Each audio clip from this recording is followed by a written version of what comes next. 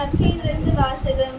வானதூதர் இளைஞர்களிடம் சொன்னது, இதோ எல்லா மக்களுக்கும் பெரும் மகிழ்ச்சியூட்டும் நற்செய்தியை உங்களுக்கு அறிவிக்கின்றேன். இன்று ஆண்டவராகிய மெசியா என்னும் மீட்பர் உங்களுக்காக தாவீதின் ஊரில் பிறந்திருக்கிறார்.